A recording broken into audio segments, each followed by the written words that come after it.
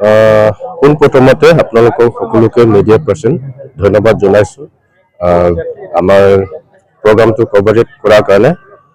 নগা সমাজ কল্যাণে এই প্ৰথমবাৰ 12খন ডিষ্ট্ৰিক্টে মিলি এই প্ৰথমবাৰ আমালোকে এই প্ৰগ্ৰামটো কৰিবলৈ যোৱা উদ্দেশ্য এইটো আছে, আমালোকে 12খন ডিষ্ট্ৰিক্টত আছোঁ, আমাৰ নগা ককাই ভাইবিলাক এক মিলন এই কনফাৰেন্স যোগেদি আমালোকে এক হৈ পেলাই এই সময়টো আমালোকে লগ পোৱাৰ একটা উদ্দেশ্য আছে আৰু ইয়াৰ যোগেদি আমালোকে নগা সমাজ অলপ হ'লেও আগবাঢ়ি যাব তাৰ উদ্দেশ্যে আৰু নিজৰ কালচাৰবিলাক ইয়াত আজি প্ৰজন্মই কালচাৰবোৰ মানে নজনা হৈছে, তাৰ বাবে এই প্ৰগ্ৰামটো লোৱা হৈছে।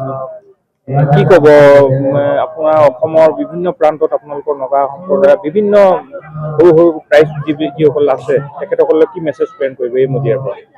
মই এই পৰা এই মেছেজ দিবলৈ বিচাৰিছোঁ, আজিৰ যুগত আমাৰ নগা সমাজে নহয় গোটেই পৃথিৱীটোতে আজিকালি এই যুগত মানে ড্ৰাগছ কানি বা নাচা বস্তুত মানুহবিলাকৰ জীৱনটো তাত দি দিছে। মই এই প্ৰগ্ৰাম যোগেদি একটা মেছেজ দিব বিচাৰিছোঁ, আগুৱাই আহক ভাল কামৰ কাৰণে। জাতিটো প্ৰত্যেকটো জাতিয়ে নিজৰ জাতিটো আগুৱাই যাবলৈ চেষ্টা কৰিব লাগে।